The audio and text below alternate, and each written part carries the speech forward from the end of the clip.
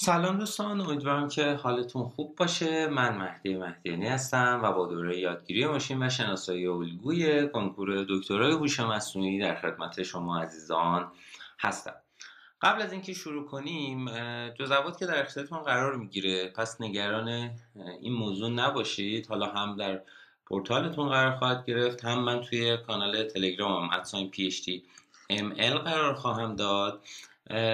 برای اینکه با منم ارتباط داشته باشین، حالا هر جا که سوالی پیش اومد واسهتون یا سوالی داشتید میتونید به بنده ایمیل بزنید. آیدی تلگرام بنده هم داخل کانال هست، میتونید در واقع بردارید و سوالتون رو از در واقع این دو طریق از بنده بپرسید که مشکل خاصی پیش نیاد. برای درس حالا یادگیری ماشین و شناسایی الگو، حالا به اختصار بهش میگیم یادگیری شناسایی، منابع مختلفی در واقع معرفی شده. یکی کتاب آقای بیشاپه، Pattern Recognition and Machine Learning آقای بیشاپ که حالا سال 2006 چاپ شده. یکی کتاب آقای تام میشل هست، کتاب ماشین لرنینگشون. رفرنس های دیگه مثل Introduction to Machine Learning آلپایدین یا Pattern Recognition حالا تئودوریدیس و Pattern Classification دودا.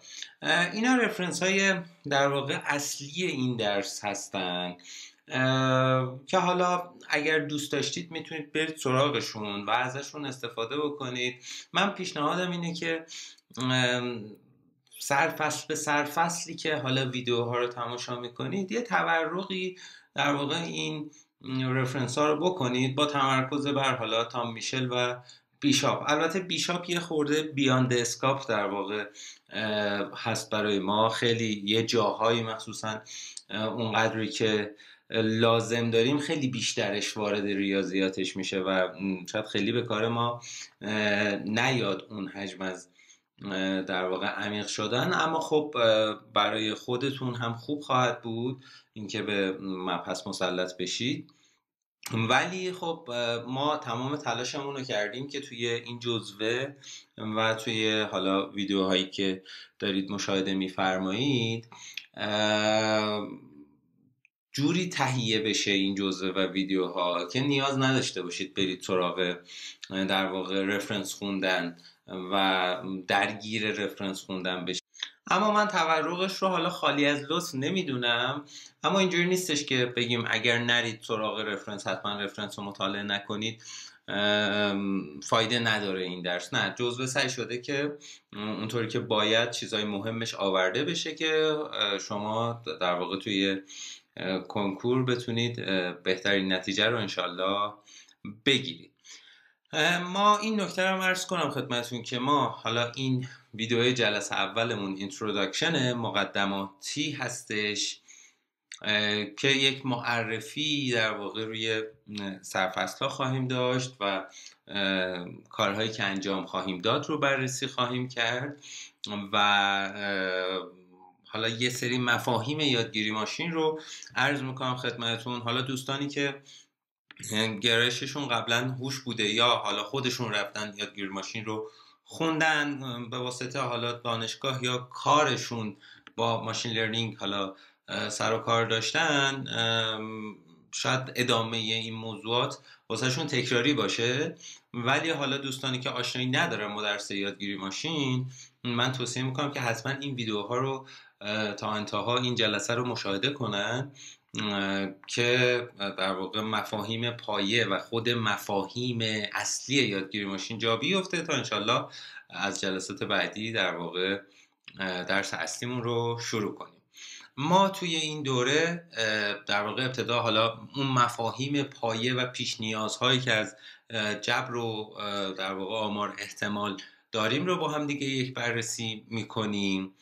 بعد در واقع میریم سراغ الگوریتم هایی که سوپروایزدن، میریم سراغ یادگیری با ناظر، بعد میریم در واقع سراغ الگوریتم های آن سوپروایزد یا در واقع یادگیری بدون ناظر و در واقع سراغ یادگیری تقویتی هم خواهیم رفت و مورد بررسی قرار خواهیم داد. یک سری عناوین درسی که حالا تو این دوره باهاش برخورد میکنید و لیست کردیم ما براتون. البته شاید همه عناوین نباشه، حالا مهمتریناش اونایی که به ذهنم رسیده رو صرفا آوردم، یعنی ممکنه عناوین دیگری باشن که مهمن و توی درس ما هستن و تدریس خواهند شد، اما توی این صفحه در واقع جا نشده دیگه. خیلی نمیخواستیم خیلی هم شلوغش کنیم، ولی ابتدا مفاهیم یادگیری ماشین رو خواهیم دید توی این جلسه. توی جلسات بعدی مفاهیم آمار و احتمال و جبر خطی رو با هم مشاهده خواهیم کرد. حالا این که اصلا یه جورایی میشه گفت اسمشو میذاریم ریاضیات صفر، که حالا اصلا ماتریس چیه، چجوری ترانسپوزش میکنیم. حالا بودن یک سری از دوستانی که در واقع فراموش کرده بودن این موارد رو. بعد میریم سراغ ماکسیموم لایکلیهود و ماکسیموم ای پوستریوری و بعد در واقع وارد سوپروایزد لرنینگ میشیم. رگرسیون حالا خطی و غیر خطی رو بررسی خواهیم کرد. اورفیتینگ یا بیش برازش رو بررسی میکنیم. بحث بایاس چیه، واریانس چیه، ترید آفشون چجوریه، اینا رو بررسی خواهیم کرد. رگرسیون لوجستیک، درخت تصمیم، نزدیکترین همسایه یا KNN، حالا جداساز خطی فیشر یا حالا FDA LDA بهش گفته میشه، بررسی خواهیم کرد. دسته‌بندهای بیز و ریسک رو بررسی میکنیم و عناوین دیگری که حالا ذکر شده و ما به تفصیل در واقع به هر کدوم از اینها خواهیم پرداخت تا انشالله در واقع در جلسه کنکور مشکلی واسهتون پیش نیاد و بتونید به خوبی به سوالا پاسخ بدید. اما بریم سراغ بحث اولمون، مفاهیم یادگیری ماشین. این که آقا یادگیری ماشین اصلا چیه؟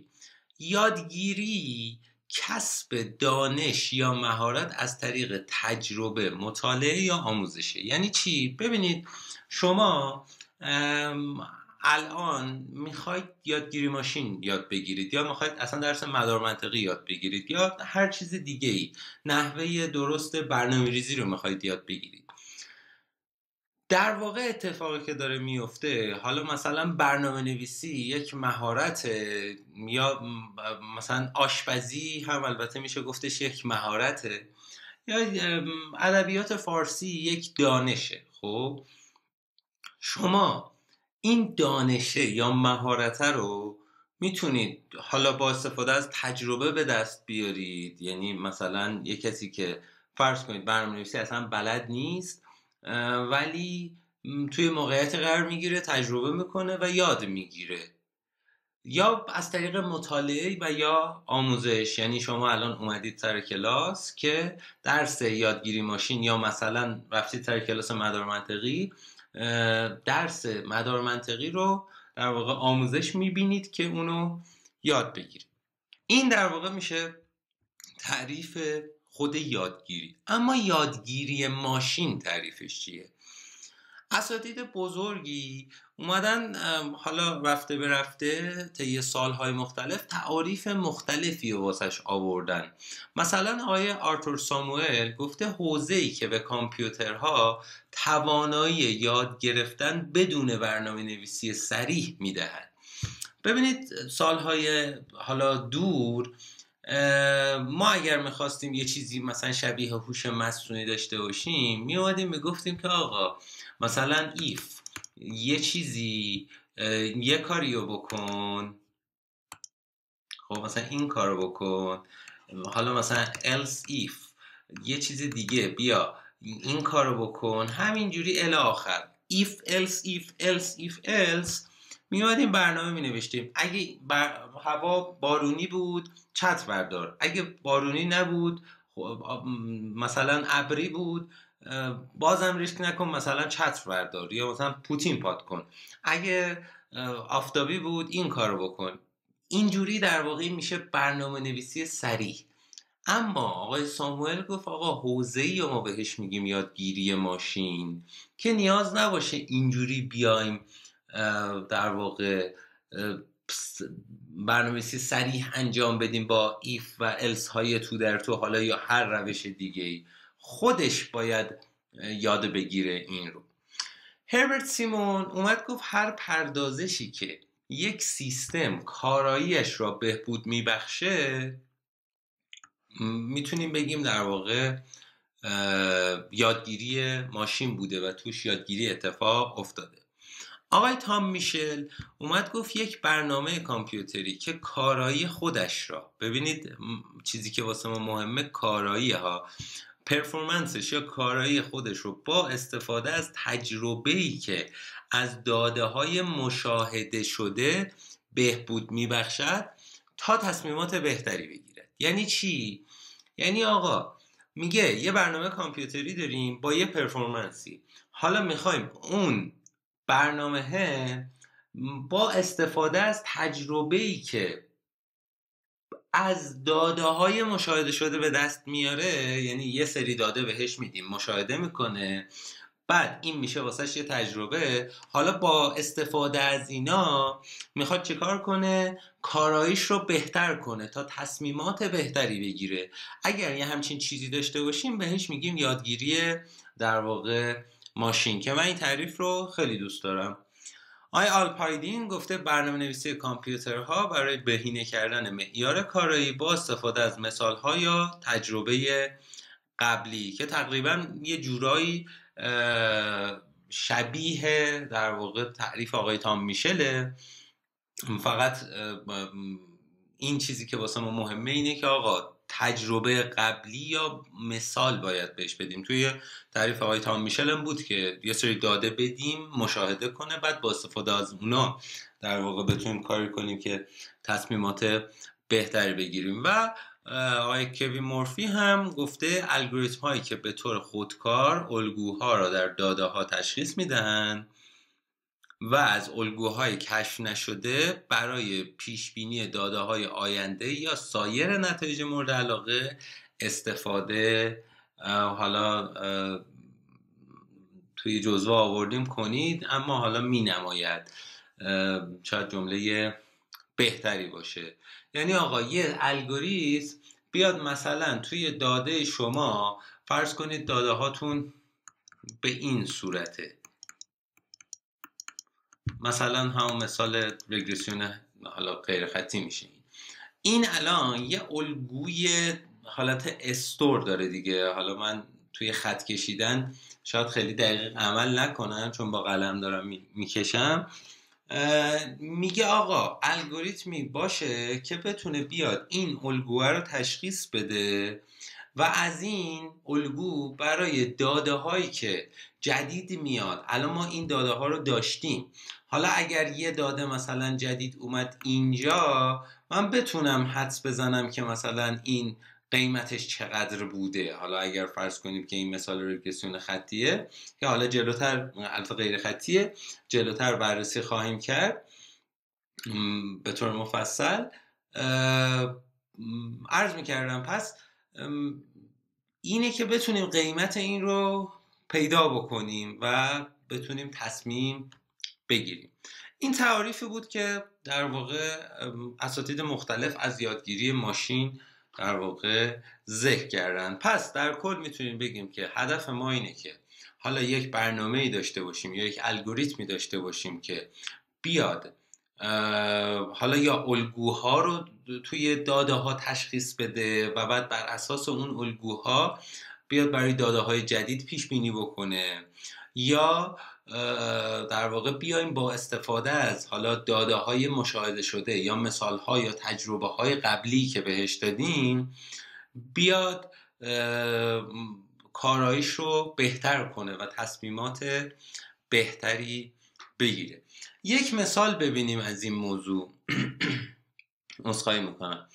گفته یک برنامه ایمیل رو در نظر بگیرید که نحوه فیلتر کردن هرزنامه را بر اساس اینکه شما ایمیلی را هرزنامه در نظر میگیرید یا خیر یاد میگیره.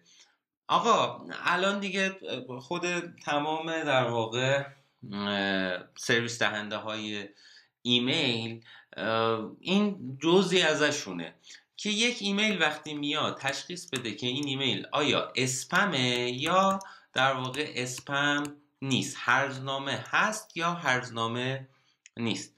چند تا چیز ما داریم توی در واقع بحث یادگیری ماشین. یکی این که بتونیم هدفمون رو مشخص کنیم. هدفمون چیه؟ هدفمون اینه که بیایم ایمیل ها رو به عنوان هرزنامه یا غیر هرزنامه طبقه بندی کنیم یا کلاسیفای کنیم. تسکمون اینجا یه تسک کلاسیفیکیشن یا طبقه بندیه که حالا جلوتر بررسی خواهیم کرد که طبقه بندی چیه و فرقش مثلا با رگرسیون چیه. پس این شد هدفم. تجربهمون چیه؟ میگه بررسی لیبل های ایمیل شما به عنوان در واقع هرزنامه یا غیر هرزنامه. یکی از راههایی که حالا میتونه انجام بشه اینه که آقا یه ایمیل واسه شما میاد، ازت میپرسه این اسپم هست یا نیست، شما میزنی این اسپم. یه ایمیل دیگه میاد ازت میپرسه این ایمیل اسپم هست یا نیست، دوباره شما میگی این اسپم نیست مثلا. و حالا از روی ویژگی هایی که توی اون ایمیل وجود داشته و با لیبلی که شما بهش زدی، این میاد این تجربهشو میسازه و یاد میگیره که آقا اگه مثلا ایمیل چجوری باشه اسپم میشه و اگه چجوری نباشه اسپم نمیشه. حالا ممکنه مستقیم شما بیای خودت تصمیم بگیری که این هرزنامه هست یا غیر هرزنامه است.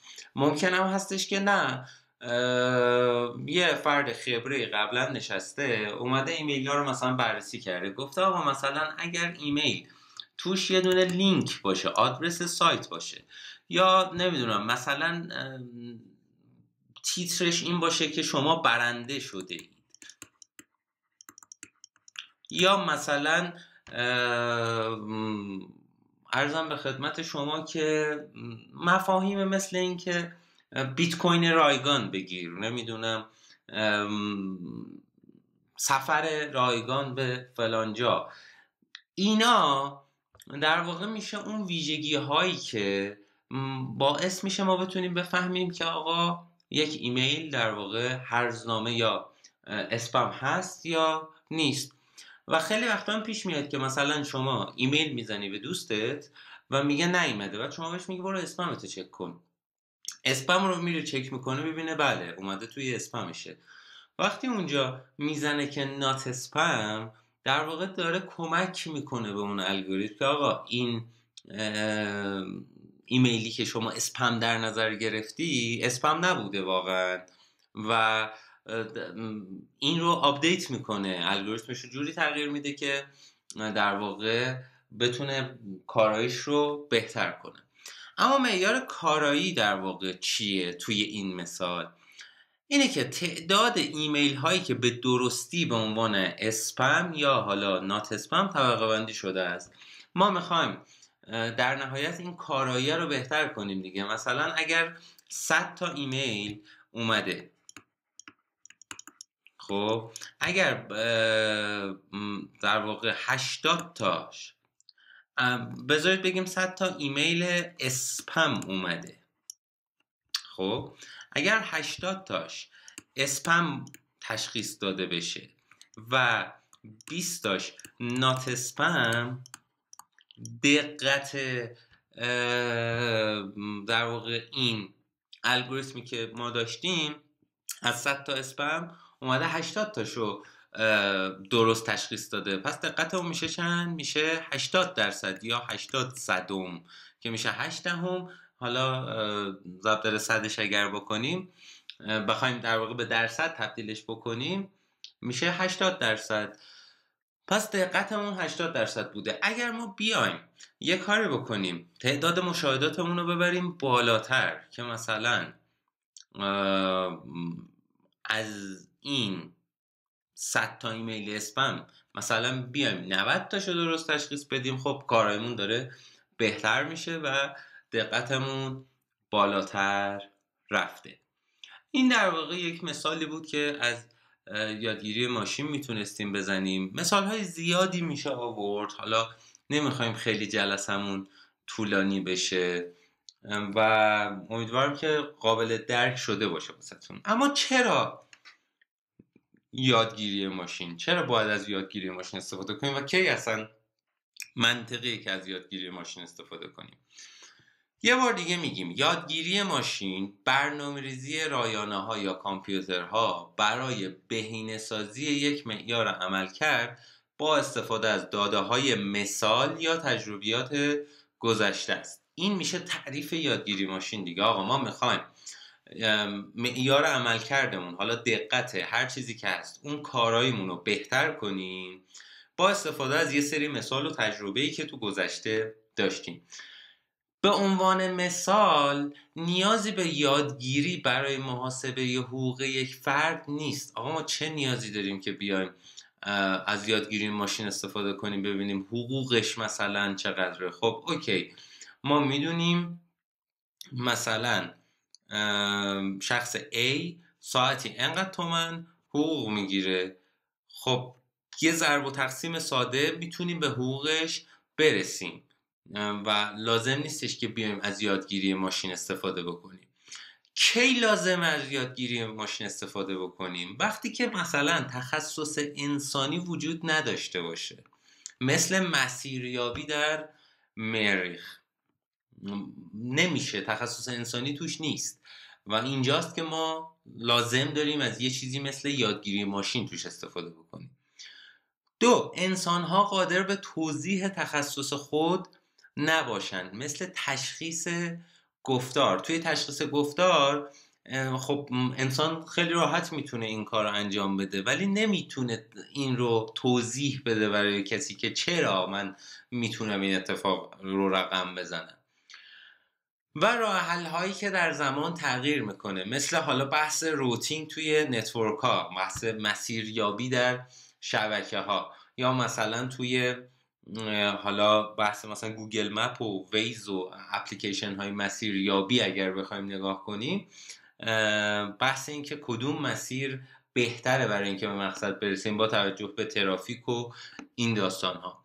و راه حل هایی که باید با موارد خاص تطبیق داده بشه، مثل بیومتری که یک کاربر. توی این حالت ها ما منطقی که بیایم از یادگیری ماشین استفاده کنیم، اما برای مثلا محاسبه حقوق یک فرد در واقع منطقی پشت این موضوع نیست.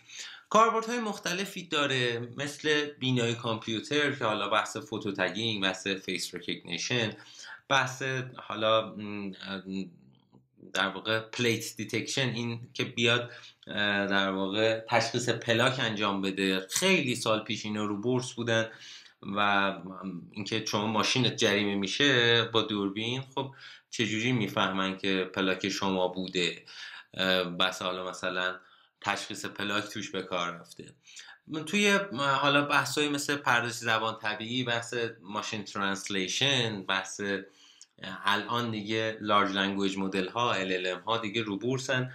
همین الان که در واقع این ویدیو داره ضبط میشه، هر روز داره یک حالا مدل جدید معرفی میشه و یه رقابت عجیب و غریب و جذابی رو در واقع ارائه کردن. بحث پیش بینی بازار، حالا هاوس پرایس پردیکشن، استاک پرایس پردیکشن، بحث تشخیص ناهنجاری ها، انومالی دیتکشن ها و غیره.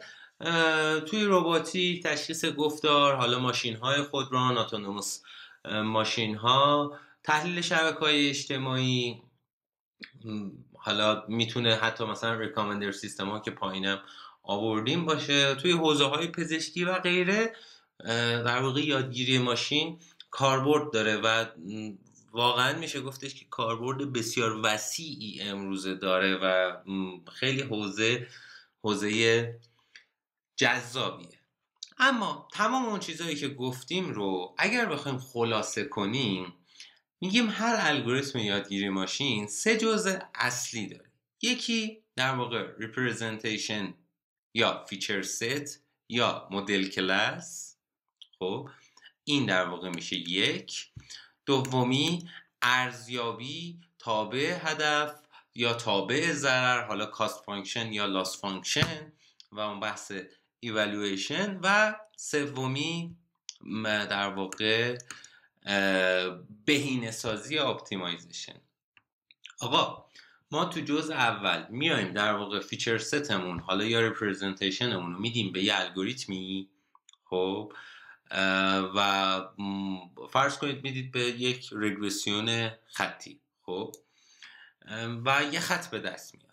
حالا میایم اون خطی که به دست آورده رو ارزیابیش میکنیم، ببینیم چقدر خطا داره. حالا با استفاده از مثلا لاس فانکشن، مثلا سام اسکوئر ارور یا مثلا مین اسکوئر ارور فرقی نداره، یه عددی به دست میاریم. حالا اینو میخوایم بهترش کنیم. هدفمون اینجا اینه که این تابع هدفه یا اون SSE رو چیکارش کنیم؟ کمینش کنیم. میایم چیکار میکنیم؟ از اپتیمایزیشن استفاده میکنیم. حالا روش های مختلفی داره.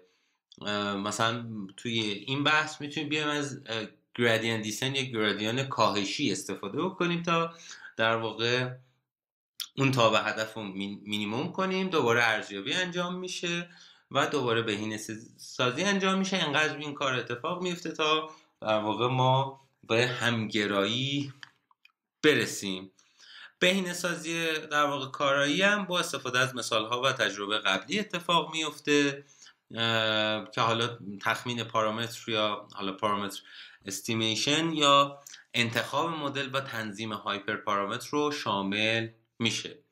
این مدلی که حالا اینجا آوردیم، مثلا ما مدل های مختلفی داریم، مثلا مثل درخت تصمیم، مدل های مبتنی بر نمونه ها، مدل های گرافیکی مثل بیز و مارکوف، شبکه های عصبی، ماشین بردار پشتیبان یا SVM، مدل های تجمعی یا انسمبل و مدل های مختلفی که اصلا اصل درس ما اینه که این مدل ها رو یاد بگیریم، این الگوریتم ها رو یاد بگیریم. درست؟ به عنوان مثال، اولین حالا مثالی که میخوایم با هم دیگه ببینیم بحث در واقع قیمت خونه است. فرض کنید یک دیتا ستی دارید، یک مجموعه داده ای دارید که حالا من جلوتر راجع به مجموعه داده صحبت خواهم کرد، این که چه شرایطی خواهند داشت. فرض کنید یک مجموعه داده ای دارید که یه سری نمونه داره. این در واقع میشه مثلا نمونه اول، این میشه نمونه دوم الی آخر. درسته؟ سمپل های ما هستن. نمونه اول 3 تا ویژگی داره. ویژگی 1، ویژگی 2 و در واقع ویژگی 3. و یه چیزی به اسم لیبل هم داریم که تارگت ما. حالا لیبل، تارگت، هر چیزی که اسمشو، گرانت روز، هر چیزی که اسمشو بذاریم درسته. اومده گفته آقا خونه اولیه سایزش 100 متر بوده، سال ساختش 2 بوده، منطقهش 2 بوده، قیمتش مثلا بوده 5000 واحد، حالا هر چی که هست. خونه دومی 80 بوده سایزش، ایجش 10 بوده، ریجنش 3 بوده، منطقهش 3 بوده، قیمتش شده 3000 واحد. درست؟ و الی آخر همینجوری مثال های مختلف. مدلی که ساخته میشه به این صورته. ما ورودیامون ایکسامون چی هست؟ فیچرها یا ویژگی ها. ویژگی ها رو به عنوان ورودی میدیم به مدل، که مدل مثلا اینجا میتونه چی باشه؟ رگرشن باشه یا رگرسیون باشه. خب و این مدل میاد خروجی یا پرایس رو برای ما تخمین میزنه. اتفاقی که میفته توی حالا بصری بخوایم ببینی به این صورتی که فرض کنید ما هر سمپلمون اگر ما بگیم که مثلا این محور سایز باشه، یعنی اندازه خونه، حالا تو 2 بود دیگه، فرض کنید ایج و ریجن رو کار نداریم، فقط روی سایزش میخوایم کار کنیم و این پرایسش باشه، فرض کنید مثلا به این صورت میشه: خونه اول، خونه مثلا دوم، خونه سوم، خونه چهارم. انتظار ما اینه که سایز که میره بالا قیمت زیاد بشه دیگه. امکان نداره مثلا یه همچین چیزی ببینیم یه خونه مثلا 1000 متری، خب طبعا از یه خونه مثلا 200 متری گرونتره دیگه. پس یه همچین داده‌ای واسه ما منطقی نیست و احتمالا نویز بوده. ولی حالا نخوایم خیلی وارد جزئیات بشیم فعلا، اینه که آقا مثلا یه همچین خطی، یه همچین داده هایی ما داریم. حالا مدل ما چی کار میکنه؟ این مدل رگرشن میاد میگه آقا اینجوری بیا یه خط فیت کن، یه خطی که بیاد مثلا از همه اینا بگذره. حالا ممکنه وقتی ما تعداد داده هامون زیاد باشه، مثلا یه سری داده هم اینجاها داشته باشیم، قرار نیستش که از همه این داده ها بگذره، صرفا قراره یه خطی به دست بیاد که حالا خطاش یا مثلا SSEش که جلو مفصل بررسی خواهیم کرد کمترین مقدار خودش باشه. مثلا بهترین خطه میشه این خط سبز رنگه فرزن. این یه چیز فرضیه، اینکه چجوری این بهترین خط به دست میاد و با هم دیگه خواهیم دید. یا مثلا مثال در واقع وام بانکی، فرض کنید یه کسی میخواد بره وام بگیره، یه فرمی پر کرده و اطلاعاتش رو به عنوان ورودی مثلا ما میدیم به مدلمون. اطلاعات چیه؟ حقوقش چقدر، سنش چقدر، جنسیتش چقدر، ماشین داره یا نداره، چند تا فرزند داره و اطلاعات اینجوری، این که مثلا قبلا آیا وام گرفته، پس تونسته به موقع بده و غیره. اینا رو میدیم به مدل. مدل میاد تصمیم میگیره که آیا درخواست وام برای این شخص رو قبول کنیم یا رد بکنیم. این دو تا مثال بود که دیدیم. حالا بیام یک مقایسه ای از برنامه‌های معمولی یا سنتی و حالا یادگیری ماشین ببینیم. ببینید توی برنامه‌نویسی سنتی یا حالا برنامه‌های معمولی اگر بخوایم اسمشو بذاریم، ما داده رو، حالا دیتامون و برنامه‌مون رو به کامپیوتر میدیم، کامپیوتر میاد برنامه رو اجرا میکنه با داده، یه خروجی واسه ما تولید میکنه. اما توی یادگیری ماشین هدف ما اینه که ما داده و خروجی رو، حالا اگر سوپروایزد باشه، داده و خروجی رو به کامپیوتر بدیم، کامپیوتر بیاد یک برنامه واسه ما تولید بکنه. مثلا فرض کنید توی این مثاله این خط سبز رنگه بوده مثلا y مساوی، حالا من همینجوری یه مثالی میزنم، ax به علاوه b. خب این ax به علاوه b میشه این برنامه‌ای که واسه ما در واقع کامپیوتر تولید کرده، اومده با حالا الگوریتم هایی که میبینیم به ما گفته که آقا اگر فرضاً سایز خونه شما x باشه و اونو مثلا بیای ضرب در 2/3 بکنی به علاوه مثلا یه 40 بکنی، ایگرگت باشه پرایس و ایکست مثلا باشه سایز خونه، در این صورت در واقع قیمت حدودی خونه‌ای که جدید داری بهم میدی و من میتونم پردیکت کنم و اون برنامه‌ایه که در واقع تولید میکنه واسه ما. پس تفاوتش توی اینه که در واقع توی یادگیری ماشین ما داده هامون و خروجیمون رو به کامپیوتر میدیم، کامپیوتر میاد واسمون برنامه رو میسازه. حالا تو ادامه میخوایم پارادایم های مختلف یادگیری ماشین رو در واقع ببینیم. یکی از چیزهایی که ما تو این دوره بررسی میکنیم یادگیری با ناظر یا در واقع سوپروایز هست.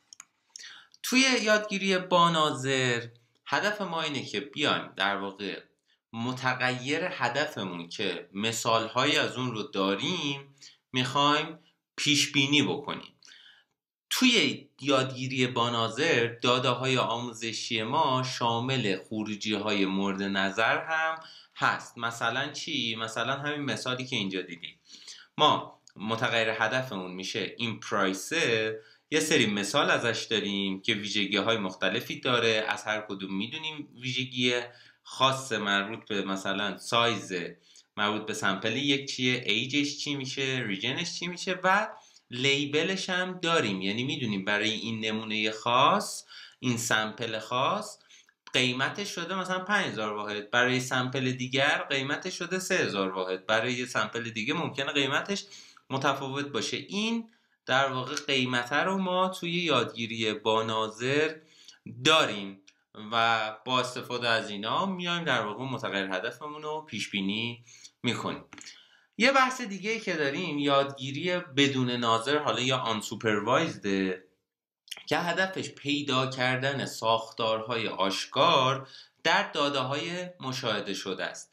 توی این نوع یادگیری داده‌های آموزشی شامل خروجی‌های مورد نظر نیست، یعنی دیتا ست شما فقط یه سری مثلا فیچر داره که این فیچرها حالا مقدار دارن برای هر سمپل دیگه، ولی ما خروجیش رو نمیدونیم چیه. توی همین مثال اگه بخوایم نشون بدیم، فرض کنید این پرایسه وجود نداره. اگه این پرایسه که لیبل ماست وجود نداشته باشه، دیتا ستمون در واقع یک دیتا ستیه که برای یادگیری آن سوپروایزد استفاده میشه، حالا توی این دوره حداقل. و حالا دیگه رگرسیون نمیتونیم بزنیم، صرفا میتونیم بیایم چه کار کنیم؟ بیایم ساختارهای آشکار رو توی داده هامون در واقع پیدا کنیم. یه بحث دیگه داریم یادگیری نیمه نظارتی که بخشی از داده های آموزشی شامل خروجی های مورد نظر ما هست و بخش دیگریش در واقع خروجی مورد نظرمون رو نداره، که تا الان از یادگیری نیمه نظارتی در کنکور سوال نیومده، چون توی حالا رفرنسمون در واقع وجود نداره. و بحث دیگه ای که حالا بهش خواهیم پرداخت، ما یادگیری با ناظر، یادگیری بدون ناظر و یادگیری تقویتی رو به طور کامل بررسی خواهیم کرد. یادگیری تقویتی، حالا تعریفی که نوشتیم اینی که میگیم آقا توی یادگیری با ناظر ورودی و خروجی درست رو داریم، ولی توی این روش ورودی داریم ولی خروجی انتخاب شده ما لزوما درست نیست و محیط با یه تأخیری بهش میگه که خروجیش درست بوده یا خیر. اگر درست باشه محیط در واقع از محیط یک ریوارد میگیره، یک پاداشی میگیره، و اگر نه در واقع جریمه میشه، یک پنالتی میگیره. یه مثال اگه بخوایم بزنیم، فرض کنید حالا توی کلاس حضوری راحت‌تر میشه این مثال زد. فرض کنید توی یک کلاس قرار دارید که این مثلا اگر محیط کلاسمون باشه، یه سری در واقع صندلی توی این کلاس وجود داره. درست، این مثلا صندلی ما. هدف اینه که برسیم به اینجا. خب و شما کجا قرار دارید؟ اینجا هستید. خب و این کلاس تاریکه، شما هم نمیتونید اطرافتون رو ببینید. برای اینکه به این نقطه برسید میاید اولین کار مثلا میاید به جلو حرکت میکنید. کارهایی که میتونید انجام بدین که برید جلو، عقب، چپ، راست دیگه. اول به جلو حرکت میکنید، میاید اینجا. حالا میاید به سمت پایین، در واقع اگر بخواید خودتون رو تصور کنید میشه سمت چپتون. به سمت چپ که حرکت میکنید به بنبست میخورید. اینجا یک جریمه میگیرید و متوجه میشید که این مسیر درستی نیست و برمیگردید عقب. این بار میاید مثلا از اینجا میاید پایین، انقدر میاید تا به اینجا برسید و این توی ذهنتون میمونه که آقا اگه میخوای مثلا به اینجا برسی باید مثلا 2 قدم بیای جلو، 1 قدم بری چپ، 2 قدم بیای راست، مثلا 1 قدم بری پایین، همینجوری الی آخر. و وقتی قدم درستی برمیداری در واقع محیط یک ریوارد مثبت به شما خواهد داد که حالا مفصل راجع به یادگیری تقویتی انتهای دوره بررسی خواهیم کرد و صحبت خواهیم کرد. اما شروط لازم برای یادگیری ماشین چیا هستن؟ اولا این که ما باید داده داشته باشیم، یعنی اگر داده نداشته باشیم نمیتونیم یادگیری ماشین رو در واقع استفاده بکنیم. پس داده باید وجود داشته باشه. بحث بعدی اینه که مدل ریاضی نداشته باشیم ازش، یعنی اگر ما یک مدل ریاضی داشته باشیم که دقیقاً همون کاری که میخوایم واسمون انجام بده، منطقی نیستش که بیایم از یادگیری ماشین استفاده کنیم و از همون مدل ریاضی استفاده میکنیم. و سوم اینکه الگوی مشخصی داشته باشه داده هامون. اگر داده هامون الگوی خاصی نداشته باشن، یادگیری ماشین نمیتونن در واقع به ما کمکی بکنه. فرض کنید ما مثلا میخوایم بحث طبقه بندی انجام بدیم و مثلا داده هامون اینجوریه. خب الان مشخصه که مثلا یه همچین خطی میتونه اینا رو از هم جدا کنه. اما اگر این به این صورت باشه، مثلا حالا یه مثالی میخوام بزنم که شاید مثلا ممکنه درستم در نیاد. اگر یه همچین شکلی داشته باشه، خب هیچ الگوی مشخصی نداره. شما چجوری میخواید خطی رو انتخاب کنید که به قول معروف گفتنی بیاد این دوتا کلاس رو از هم جدا بکنه؟ پس باید داده هامون یک الگوی مشخص هم داشته باشن. اما این داده هایی که گفتیم باید داده داشته باشیم تا بتونیم در واقع یادگیری ماشین رو اعمال کنیم، به چه صورتن؟ توی یادگیری با ناظر داده ها به صورت یک بردار دیبودی، حالا یا یک ماتریس در واقع دیبودی در نظر میگیریم. درست؟ که توی این ماتریس ستون ها ویژگی های ما هستن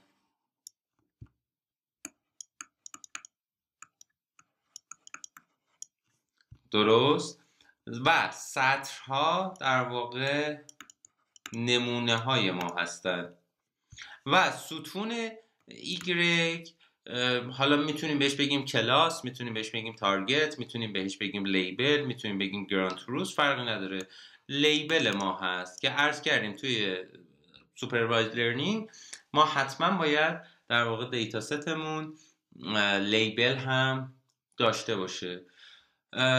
دیتا ویژگی داره این در واقع دیتا ست، لیبلش مشخصه. ان تا نمونه هم داریم که برای هر نمونه دیتا ویژگی مقدار خواهد داشت. درست؟ حالا یه تسکی که حالا ما خواهیم داشت اینه که آقا ما رگرسیون داریم یا طبقه بندی داریم و فرق اینا چیه؟ رگرسیون هدفش پیش بینی متغیر هدف پیوسته است. یعنی به متغیر هدف همین لیبل ما اگر 0 1 2 باشه میتونه، یعنی 0 1 2 باشه، میتونه 0 و 1 باشه، میتونه سگ و گربه باشه، میتونه طبقه بندی 20 مدل گل باشه. خب اینا 20 نوع مختلف مثلا، اینا در واقع متغیر هدفشون گسسته است و پیوسته نیست. یا سگ یا گربه است، یا 0 یا 1، یا 0 یا 1 یا 2، 1 و نیم دیگه نداره. یا مثلا گله یا زنبق یا روزه، یا مثلا ساتوسا یا ویرجینیکا، بینابین چیزی نداره. اما میتونه چی باشه؟ متغیر هدفمون مثلا باشه 1020 مثلا 126 و نیم، یا مثلا 1213. خب اینو بهش میگیم متغیر هدف پیوسته. اگه متغیر هدف ما پیوسته باشه، تسک ما میشه رگرسیون، مثل پیشبینی بازار سهام، مثل پیشبینی دما، مثل پیشبینی قیمت خانه. هر چیزی که در واقع متغیر هدفش یه عدد پیوسته خواهد بود. اما توی تسک طبقه بندی یا کلاسیفیکیشن پیشبینی متغیر هدف گسسته ما داریم انجام میدیم، یعنی یا سگ یا گربه است دیگه. مثل طبقه بندی عکس، مثل تشخیص چهره، مثل تشخیص صوت، مثل تشخیص در واقع نوع سرطان. درست؟ این میشه پس طبقه بندی یا کلاسیفیکیشن که متغیر هدف گسسته است. اگه متغیر هدف پیوسته باشه، تسک ما رگرسیون خواهد بود. که حالا مثال قیمت خانه رو یک بار با هم دیگه دیده بودیم. یه بار دیگه هم حالا من اینجا سعی میکنم مثلا یه مثال دیگه ای مثلا بزنم.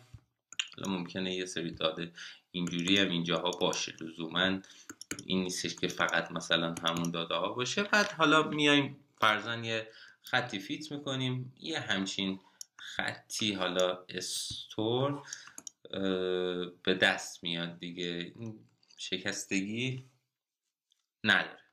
درست، این میشه در واقع مثال قیمت خانه که مثلا از روی سایز و در واقع اینجا پرایسش بشه. حالا اتفاقی که میفته، شما مثلا یه خونه با این سایز رو میخوای به دست بیاری، خب با این سایز داده نداری که، میای میگی آقا مثلا سایزت فرضاً 150 متره، خب قیمتش چقدر میشه؟ میاد نگاه میکنه این عددی که اینجاست رو به عنوان پرایس اعلام میکنه. یا یه خونه ای مثلا داری اینجا تقریبا، خب میگه که خب بیایم ببینیم این نقطه مثلا این خط رو کجا قطع میکنه، قیمتش چقدر بوده، مثلا به یه همچین عددی میرسه، پرایسش میشه اینقدر. که این مثال قیمت خانه است که این مدل در واقع تسک رو بهش میگیم رگرسیون. اما توی کلاسیفیکیشن مثلا میخوایم طبقه بندی تومور رو انجام بدیم که ببینیم آیا بناینه یا مالیگننته، یا در واقع بدخیمه یا خوشخیم.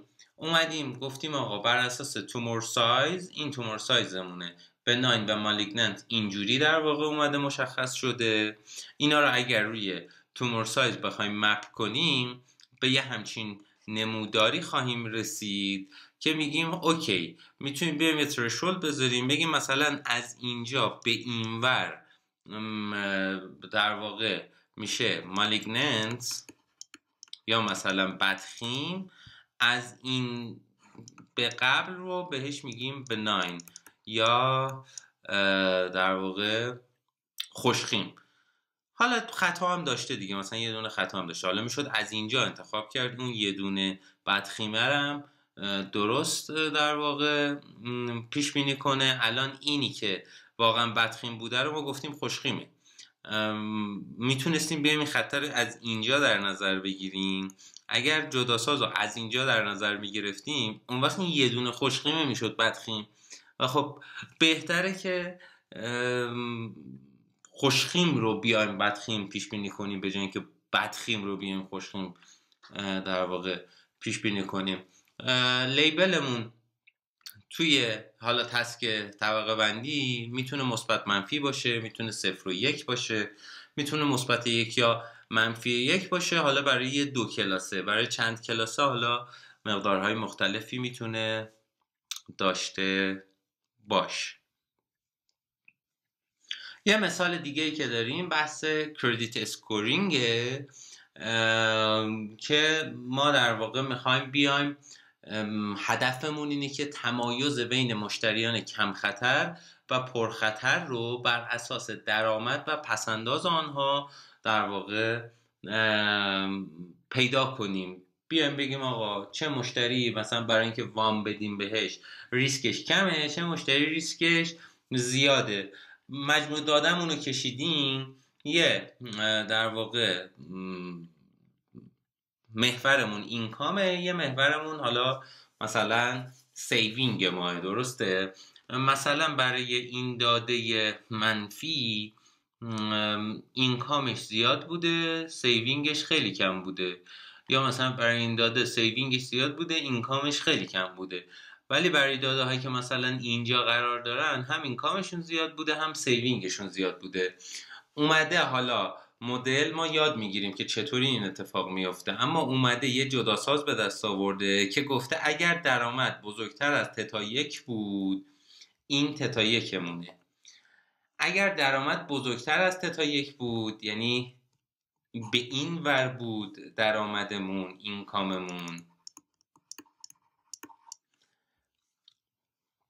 و پسنداز بزرگتر از تتا 2 بود و پسنداز که سیوینگمونه بزرگتر بود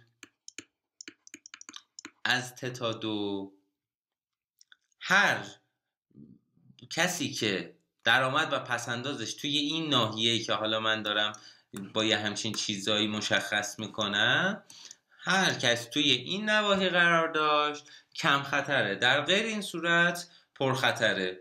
حالا الان این داده سیوینگش خیلی زیاده، ولی خب بازم به عنوان پرخطر شناخته شده. چرا؟ چون اینکامش اونقدری که باید زیاد نبوده. یا این داده اینکامش خیلی زیاده اما بازم پرخطره. چرا؟ چون سیوینگش اونقدری که باید زیاد نبوده. درست؟ و این در واقع میشه تسک طبقه بندی ما. یه مثال دیگه ای که میتونیم بزنیم بحث تشخیص رقم‌های دست نوشته است که حالا عکس‌ها از مجموعه داده نیست گرفته شده. عددهای مختلف و دستنویس نوشتن. مجموعه داده فارسیش هم هدا هست، احتمال داره بشناسید. 0 1 2 3 همینجوری الی آخر دستنویس نوشته شده، بعد لیبل زدن که آقا این 0 این 1 این 2 این 3 این 4 الی آخر. حالا یه همچین عکسی رو بهش میدن، به ما میدن به عنوان ورودی، میدیم به طبقه بندمون، یه کلاسیفایرمون. این میاد با توجه به اون چیزایی که حالا یاد گرفته، حالا فرقی نداره که اصلا اینجا یه MLP زده باشه، مدلمون MLP باشه، مولتی لیر پرسپترون ساده باشه، یا بیایم از CNN استفاده کنیم یا بیایم مثلا از KNN استفاده کنیم، کاری نداریم. یه کلاسیفایر مدلی حالا هست دیگه، بلک باکسه، فعلا نمیخوایم بدونیم توش اصلا چی میتونه باشه. این میاد به عنوان خروجی به همون میگه یا 1 یا 2 یا 3 یا 4 یا 5 یا 6 یا 7 یا الی آخر. اما با توجه به چیزی که ما اینجا میبینیم، این مثلا میتونسته چی باشه؟ میتونسته در واقع 7 باشه، چون شبیهشو مثلا میبینیم اینجا داریم که مثلا این 7 میتونسته پاسخ ما باشه. این خروجی ها هر کدومش ممکنه در واقع جواب درست باشه. حالا میتونه probability هم داشته باشه ها، یعنی مثلا بگه مثلا 10% یک، مثلا 1% 2، 1% 3، همینجوری الی آخر، مثلا بعد مثلا 80% هفته یا همچین چیزی. که این مثال دیگه ایه که در واقع با هم دیگه دیدیم. اجزای یادگیری با ناظر رو حالا میخوایم با هم دیگه ببینیم. توی یادگیری با ناظر ما یه تارگت فانکشن داریم، خب، که به این صورت تعریف میشه که x رو در واقع به y میبره. درست؟ و ناشناخته است واسه ما. حالا یه سری داده آموزشی داریم که x1 و y1 رو داره. x ها ویژگی همونن، y ها در واقع چی مونن؟ لیبل ما هستن. این ترینینگ اگزمپل ها رو خب میدیم به لرنینگ الگوریتم، یه فضای فرضیه هم میدیم بهش. خب یه فضای فرضیه هم میدیم بهش. این لرنینگ الگوریتم میاد چه کار میکنه؟ یه فرضیه نهایی G رو برای ما پیدا میکنه که تقریباً برابر با F. ممکنه خودش نباشه اما خیلی نزدیک بهشه. ممکنه ما هیچ وقت دقیقاً به اون تارگت فانکشن نرسیم اما تقریباً به نزدیکش خواهیم رسید. مثلا اینجا که داشتیم اون خط رو رسم می‌کردیم، ممکنه مثلا بهترین خط یه خط دیگه بود اما چیزی که ما بهش رسیدیم تقریباً برابر اون خط هستش. این میشه در واقع اجزای یادگیری با ناظر که گفتیم یه تارگت فانکشنی میخوایم که نمیدونیم چیه، فقط میدونیم x رو به y مپ میکنه. ترینینگ اگزمپل ها رو داریم، هایپوتزیس ستمون هم داریم، اینا رو میدیم به الگوریتممون و یک فرضیه نهایی بهمون میده. اما این فضای فرضیه چیه؟ فضای فرضیه بیانگر تمامی مدل های مناسب برای مسئله خاصه که توسط یک فرد خبره تعیین میشه. یعنی آقا ما یه فرد خبره داریم، اومده گفته که مثلا برای فلان دیتا ست مثلا چند جمله‌ای فضای فرضیه ماه. حالا این که چند جمله‌ایش درجه چنده رو ممکنه در واقع دخل و تصرفی توش نداشته باشیم. اما مثلا اومده گفته آقا فضا فرضیه ما اینجا چند جمله‌ایه که شامل مثلا چند جمله درجه 1 تا چند جمله درجه 10 میشه، مثلا یه درجه 20 میشه. درست؟ پس این میشه فضای فرضیه ما. حالا اگر فضای فرضیه ما h باشه، با h بزرگ بخوایم بهش نشونش بدیم، میگیم وجود دارد یه h کوچیکی عضو این h که در آن خطا حدود صفره. خب یعنی آقا یه فرضیه‌ای توی این فضای فرضیه وجود داره که خطای ما میشه حدود صفر، اما معمولا صفر نمیشه. چرا صفر نمیشه؟ به دو دلیل. یک، ممکنه که فضای فرضیه‌مون درست انتخاب نشده باشه. فضا فرضی، چون فضای فرضیه رو داره یه فرد خبره مثلا انتخاب میکنه دیگه. دو، اینکه داده های آموزشی ما همیشه مقداری نویز دارن، امکان نداره داده پیدا کنیم که نویز نداشته باشه. پس همیشه در واقع یه مقداری خطا رو خواهیم داشت. یه مثال ببینیم از این فضای فرضیه. ببینید الان این مجموعه داده ما هستش، مثبت ها مشخصن، منفی ها مشخصن، یه سری علامت سوال هم گذاشته که میخوایم تعیین کنیم لیبل هر کدوم از اینا چه خواهد بود، مثبت خواهد بود یا منفی. حالا مثلا میشد از KNN استفاده کرد. KNN اگه استفاده میکردیم میمادیم نزدیکترین همسایه رو میدیدیم، کاری نداریم. اما اینجا ما میخوایم با خط اینا رو از هم جدا کنیم. درست؟ یکی از خطایی که میتونیم پیشنهاد کنیم این خطه. خب اوکی، این خط رو میتونیم انتخاب کنیم که در این صورت اومده گفته آقا این علامت سوال مثبت میشه، این علامت سوال مثبت میشه، این علامت سوال منفی میشه و این علامت سوال هم چی میشه؟ منفی میشه. اوکی، یه دونه دیگه مثلا میتونیم یه همچین خطی انتخاب کنیم. حالا این دوتا خط خیلی شبیه همه، خروجیشون هم تقریبا میتونیم بگیم نه دیگه یکسانه. تفاوتی که داره اینه که این خط اینجا این دوتا مثبت رو درست جدا کرده، اما توی این خط در واقع یکی از مثبت ها رو برده تو لیبل منفی ها قرار داده. درسته؟ بازم این دوتا رو تقریبا، این دوتا نمونه جدید رو درست داره برای ما دسته‌بندی میکنه، یعنی میشه مثبت مثبت، منفی منفی. یا میتونیم خط رو اینجوری رسم کنیم مثلا. خب بیایم بگیم خط رو اینوری رسم کنیم، بازم این میشه مثبت، این میشه مثبت، این میشه منفی، این میشه منفی. این حالتهای مختلف رو ما بهش میگیم فرضیه های ممکن یا پاسیبل هایپوتزیس. خب تک تک اینا رو اگر جمع بکنیم با هم، تمام این خطایی که میتونیم رسم کنیم و بهش میگیم فضای فرضیه. حالا ما دنبال فضای فرضیه هستیم که اون خطی رو میخوایم که خطامون رو حداقل بکنه و کمترین مقدار خودش بشه، نزدیک صفر باشه. ممکنه هیچ وقت صفر نشه، ولی میخوایم کمترین مقدار خودش باشه، یعنی خطی بین این خطا برگزیده میشه که خطاش از بقیه کمتر باشه. این میشه تعریف فضای فرضیه که حالا جلوتر هر جا گفتیم فضای فرضیه بدونید منظورمون چیه. درست؟ بحث بعدی که لازمه بدونید بحث داده ها یا دیتای ما هستن. داده های ما معمولاً ما یه دیتا ستی که داریم، اینو فرض کنید دیتا ست ما.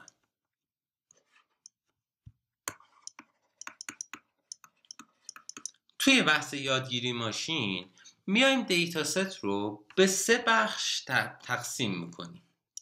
بخش اول رو بهش میگیم ترین، بخش حالا دوم مثلا بهش میگیم ولیدیشن و بخش آخر رو بهش میگیم تست. داده های ترین یا آموزشی داده هایی که مدل از روی اونها آموزش میبینه، یعنی ما مدلمون رو روی داده های ترینمون آموزش میدیم. با استفاده از داده های ارزیابی یا ولیدیشن میایم پارامترهای مدل رو تنظیم میکنیم. حالا جلوتر میبینیم که این پارامترها چیان، ولی یه سری پارامتر داریم ما. با استفاده از این ولیدیشنه میایم اون پارامترها رو جوری تنظیم میکنیم که دقتمون به حد اکثر برسه. مدلمون که تموم شد، مدل نهاییمون رو به دست آوردیم، میایم با داده های تست یا داده های آزمون مدلمون رو کاراییش رو میسنجیم. یعنی داده های تست رو میدیم به مدل نهایی و به همون میگه که آقا مثلا اینقدر دقت داره، مثلا 80% دقت داره، 90% دقت داره، یا نه 30% دقت داره. و دقیقا با همین موضوع داده های آموزشی و آزمون هستش که ما میتونیم جلوتر اورفیتینگ رو خدمتتون درس بدیم. پس داده های ما به 3 دسته تقسیم خواهند شد، حالا گاهی وقتا 2 دسته.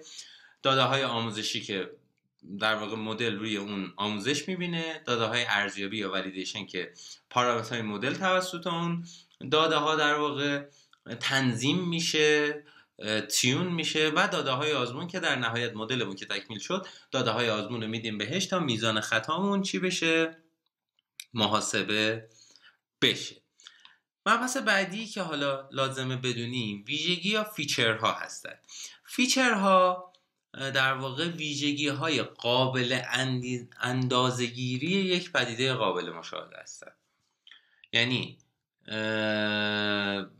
ما یه پدیده‌ای داریم، میخوایم ویژگی های قابل اندازه‌گیریش رو ببینیم چیان. مثلا توی خونه متراژش یه ویژگی قابل اندازه‌گیریه. اینکه تو کدوم منطقه است خب مشخص از روی نقشه‌های شهرداری میشه به دست آورد. اینکه چند تا حموم داره، چند تا اتاق خواب داره، پارکینگ داره یا نداره، در واقع میشن ویژگی های ما. ویژگی خوب ویژگیه که آموزنده باشه، جدا کننده باشه و مستقل باشه.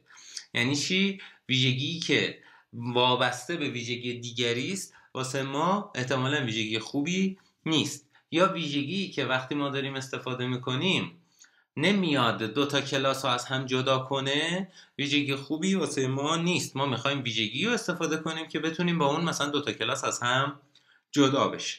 به عنوان مثال توی تشخیص هرزنامه یا اسپم، وجود یا عدم وجود هدر ایمیل خاص، مثلا یه هدری توی ایمیل باشه یا نباشه، ساختار ایمیل، اینکه اون ساختار ایمیل چجوریه، زبانش چیه، تعداد عبارتهای خاص، مثلا سیل، نمیدونم آفر فلان 50% آف، این تعداد عبارتهای خاص تأثیر گذاره. صحیح بودن یا نبودن متن از نظر گرامری، اینکه آقا این متنه از نظر گرامری اشتباه توش داره یا نه، و مثلا حضور لینک توی اون ایمیل. اینا میشن در واقع ویژگی هایی که برای تشخیص هرزنامه استفاده میشن. حالا مبحث بعدی که با عنوان اطلاع اولیه میخوایم بدونیم بحث اینه که ما یه چیزی داریم توی یادگیری ماشین به اسم تعمیم پذیری یا جنرالیزیشن. ببینید ما نمیخوایم داده ها رو حفظ کنیم که بگیم اگه متراژش انقدر بود خروجیش میشه این، اگه نمیدونم تومور سایز انقدر بود حتما فلانه. ما میخوایم الگوهایی که توی اون وجود دارن رو پیدا بکنیم. درست؟ هدف اصلی الگوریتم‌های یادگیری اجرای با دقت برای داده‌های جدید و دیده نشده است. یعنی آقا ما اومدیم روی ترینمون این تسته رو گذاشتیم کنار، کلن کاری به این تسته نداشتیم، اوکی این انگار نیست. اومدیم روی ترین آموزش دادیم، حالا این اصلا به دقت 100% رسیدیم، این واسه ما ارزش نداره. چیزی که واسه ما ارزش داره اینه که وقتی این داده هایی که ندیده مدل رو بدیم بهش بازم دقتش بالا باشه. اگه دقتش بالا نباشه میگیم اوورفیت شده، میگیم داده های آموزشی رو حفظ کرده، یاد نگرفته اونا رو. این در واقع اتفاقی که میفته و هدفمون از یادگیری اینه که روی داده های جدیدی که ما داریم بهش میدیم پیش بینی درست داشته باشیم و فقط روی داده های ترین خوب نباشه دقتمون، که به این قضیه میگیم جنرالیزیشن، که حالا یک جلسه مفصل راجع به جنرالیزیشن و راهکارهای رسیدن به جنرالیزیشن صحبت خواهیم کرد.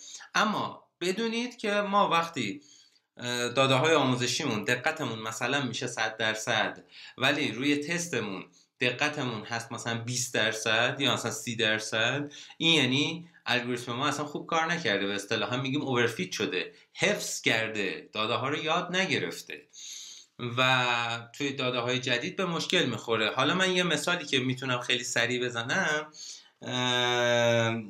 فرض کنید قضیه اینجوریه که شما بشینید تمام سوالات کنکور، مثلا کنکور رو حفظ کنید توی سالهای مختلف.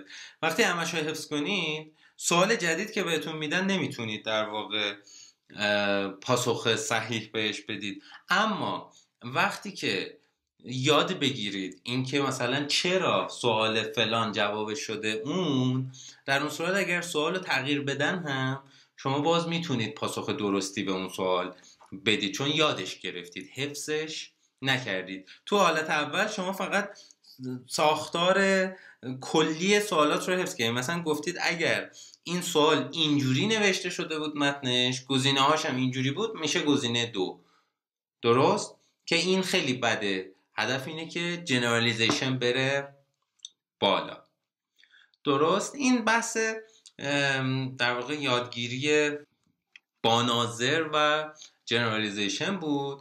توی یادگیری بدون ناظر تفاوتی که میکنه دیتا ستمون عین قبلیه، فقط ستون وای دیگه نداره، یعنی ویژگی x1 تا xd رو داریم ما، سمپلامونم که مشخصه، سمپل 1 تا سمپل n رو داریم، اما دیگه تارگتمون یا لیبلمون رو توی این مدل نداریم و کاری که میتونیم بکنیم اینه که بیایم صرفاً اینا رو مثلا خوشه‌بندی کنیم بر اساس یک، حالا اونایی که ویژگی های مثلا مشترکی دارن یا شبیه به همن رو بکنیم توی یه دسته و سعی کنیم که در واقع این دسته‌بندی رو جوری، یا بهتر بگیم خوشه‌بندی، گروه بندی رو جوری انجام بدیم که این گروه با این گروه شباهت کمی داشته باشن و داخل هر گروه داده ها شباهت بسیار زیادی با هم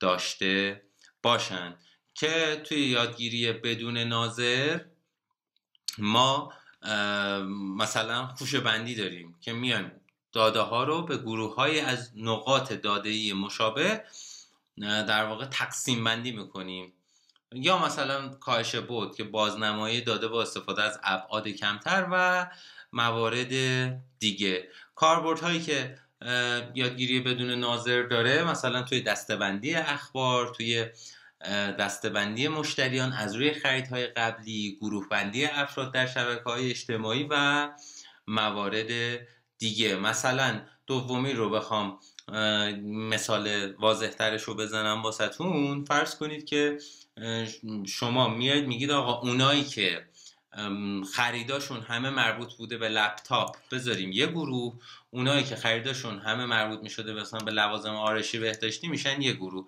خب این دو گروه اشتراکات کمی با هم دارن، ولی کسایی که توی این دوتا گروه هستن همشون شباهت‌های زیادی دارن. اینا همشون مثلا لوازم آرایشی بهداشتی خریدن، اینا همشون لوازم لپتاپ خریدن، که حالا ما رفته رفته تو درسمون تمام این موارد رو به تفصیل بررسی خواهیم کرد و تک تک الگوریتماشو یاد خواهیم گرفت و مفصل خواهیم دید که چطور کار خواهند کرد.